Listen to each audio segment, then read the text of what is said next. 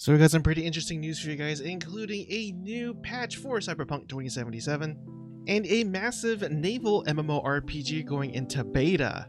Hello everyone, my name is Solomon SK for Coffee and RPGs, where we cover the latest news, trends, and updates for the MMO and RPG gaming genre. We do have a lot of articles to go over, so if you guys got your cut ready with your beverage of choice, I'm drinking coffee here. Let's go over these news articles together. Cheers to you guys. Consider hitting the subscribe button down below, as well as the bell notification right next to it.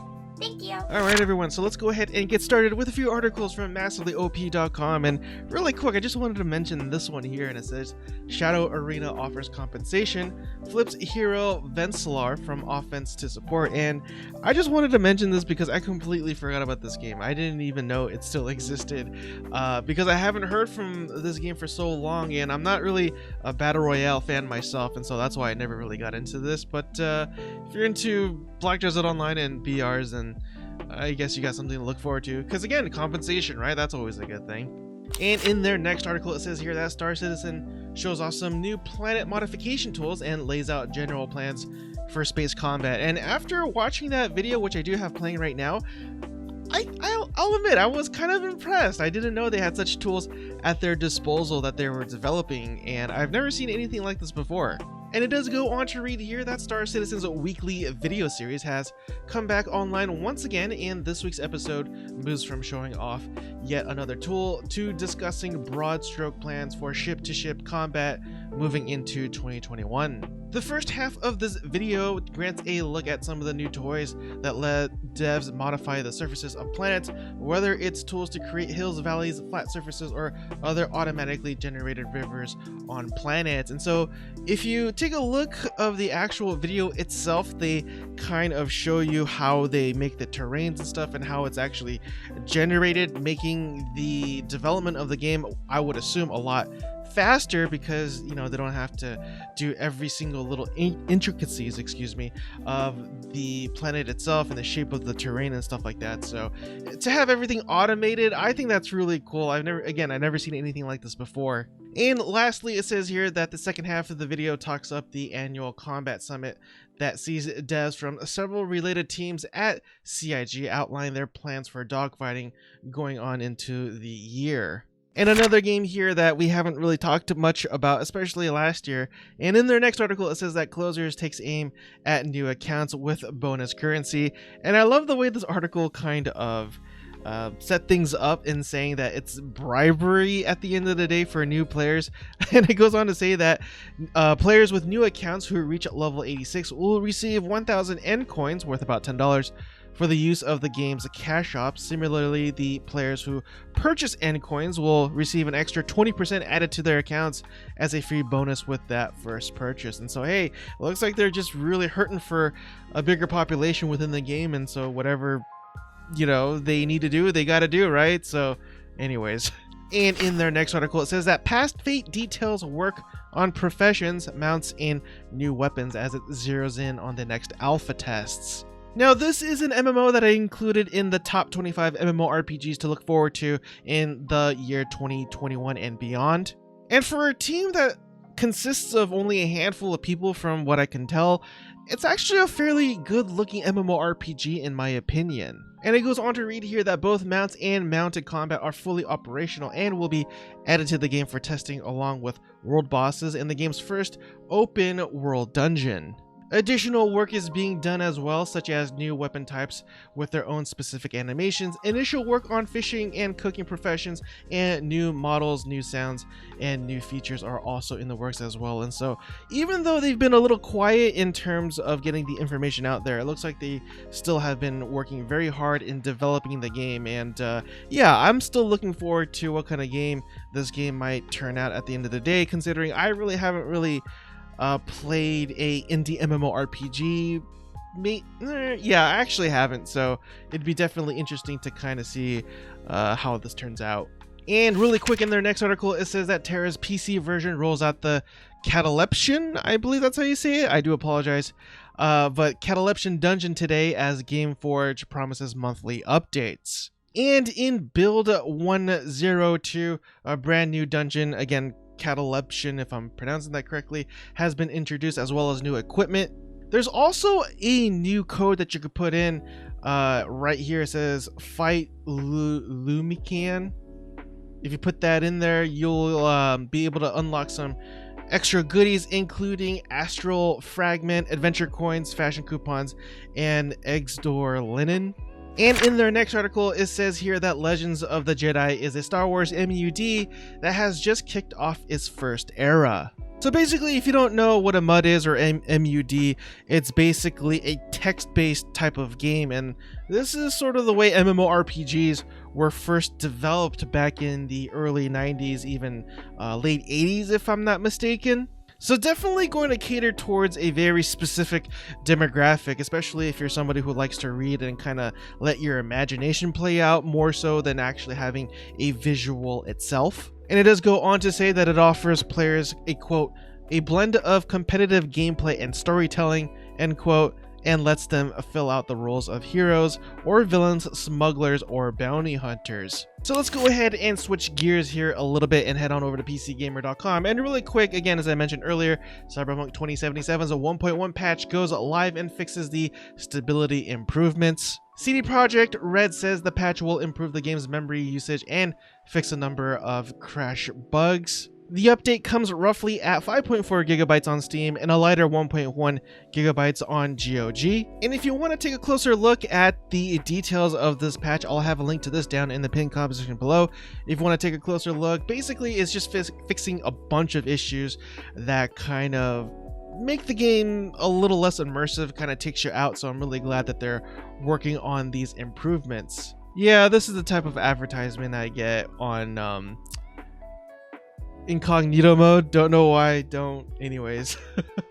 There's also a lot of specific improvements and fixes for the platform that you use as well, so definitely take a look if you're interested. I've been having a lot of fun with this game. I haven't touched it in a while since after I've completed the campaign and everything, but I definitely can't wait to get back, especially after they start releasing the free DLC updates. And you know, not really an RPG, but if you kind of squint a little bit, I'm going to include it in here. Plus, it's just a massive franchise as well, excuse me. And it says here that Resident Evil Village coming in May. Watch the bonkers new trailer and gameplay. And I have the trailer playing right now, and it definitely looks very spooky, very scary. Definitely not my cup of tea, but I'm very tempted to play. But man, it just... yeah, I can't even describe how weird that the trailer is right now. So obviously, as you can tell, they're still going to keep the fixed first-person point of view with this one, which necessarily isn't a bad thing, but I really wish they would do sort of go back to their roots, but perhaps maybe it's a little played out at this point. And one interesting thing to note that this article points out is that Resident Evil 4 grid-based inventory returns, which I think is pretty cool, alongside a weapon crafting system. So yeah, it has a weapon crafting system, so therefore this is considered an RPG now, right? But anyways, that's how I'm gonna justify it. It's a welcome addition to a necessary one, seeing the size of the stuff we'll be shooting at. And another clear, or very clear note to Resident Evil 4 Village has a reoccurring merchant character too, named the Duke. Do you remember that guy? He's like, welcome, you know, at least in Resident Evil 4. So I would assume if you shoot the Duke early on, he won't appear at the rest of the game. So I guess keep that in mind. So for all the EVE Online fans out there, looks like you got some celebrations coming your way. And it says here, as we switch gears here a little bit from MMORPG.com, EVE Online's United Eden celebrations are live through January 26. And this is partly in due with the fact that it's getting new arrivals from the Japanese community. There's also various rewards given to you, including login rewards as well. And one interesting thing of note here, and it says that you'll receive exclusive items at Alpha and Omega clone levels. If you want them all, you'll need to make sure you log in for 4 out of the 7 days of this event. Next, let's head on over to MMOculture.com, and it says here that Uncharted Waters Origins, a massive naval MMORPG to begin Korean closed beta next week. Now, I do have the trailer playing right now, and it's definitely not your typical run-of-the-mill MMORPG. And more specifically, it will be beginning on January 28th in South Korea, not here in the Western Shores, unfortunately, but I am definitely waiting for a Western release, hopefully. Again, this MMORPG isn't your stereotypical run-of-the-mill type of RPG, and so, you know, the whole naval combat and the fact that you're able to fight on ships and just travel the world in the sort of 2.5D sort of aesthetics, I will admit, it does give it sort of a charm that you don't typically see in MMORPGs, in my opinion. Now, the Uncharted Waters IP itself is pretty long-standing, and it's really well known, especially to the RPG fans out there. I personally never really got into it myself, but that alone should probably give you some sort of indication of what type of game that you'll be playing if you do decide to kind of get into this game, which I'm hoping if they release a Western version of this game. But in any event, if you are able to speak Korean and you have a Korean, I guess, social security number, this is something that you probably will be able to get into. So if you do, let me know if you can, and if you experience it, what you like about this game, because I could definitely use more information other than just watching its trailers. Next, let's head on over to GameSpew.com, and this is definitely for all the retro fans out there, and it says that action RPG Ocean's Heart is now available on the PC. Hey, retro gaming, it's getting really popular these days, and there's a lot of companies out there that are trying to capitalize on that. And just to kind of give you an idea of what kind of game this is in terms of its story, it says that the game follows protagonist Tila on her quest to take down the evil pirate Blackbeard. I know, very original, but it does go on to say that in the game, Tila's father has been kidnapped by Blackbeard, and she takes it upon herself to try to get him back. Along the way, players will uncover a weaving web of pirate conspiracies. Continuing to shift gears, let's head on over to GamesRadar.com, and it says here in the first article that one of Destiny 2's best seasonal loot system is coming back for a whole year, and that Destiny 2 Season 13 will reintroduce the Unbrawl engram decryption system. Unbrawl engrams will drop from basically every activity in the game: patrols, strikes, and nightfalls, crucible, gambit, empire hunts, seasonal activities, exo challenges, and more. Also, all the enemies in the game will have a chance to drop the item as well, so definitely got some interesting things for all the Destiny 2 fans out there. And in their next article, it says that Sea of Thieves Season 1 kicks off next week, and I didn't know that they were going on a seasonal system. But it does say here that Rare revealed last month that Sea of Thieves would be ditching its long-held monthly update structure for a new seasonal content drop and a battle pass system. That too, I did not know. As part of this transition, the PvP arena mode won't be getting any new content, though it still be available to play for the foreseeable future. So let's go ahead and switch gears here yet again and head on over to Gematsu.com, and in their first article it says that Genshin Impact version 1.3 update launches February 3rd and also adds the Lantern Rite Festival. Now, this is a game that I covered 2 days ago, and I did go over some of the new things and content that they're adding in the update, but we didn't know the exact release date, and yeah, it's February 3. And one of the things that I forgot to cover last time that I'll cover here is that the Lantern Rite will also mark the arrival of Xiao, the Vigilant Yaksha, as a new 5-star playable character. During the Lantern Rite period, travelers can claim 10 free intertwined fates via daily login rewards and obtain over 1,600 primo gems and plenty of resources, including the Crown of Insight, by completing other festival events. And this is for all you JRPG fans out there, especially if you're one who likes the sort of chibi style and aesthetic of things. And it says that Marchen Forest, the Mylne, and the Forest Gift launch trailer, and this is due out worldwide on January 28th, and so sometime next week. And this game is being described as a dungeon exploration RPG. I got the trailer playing on right now and definitely just screams JRPG, that's for sure.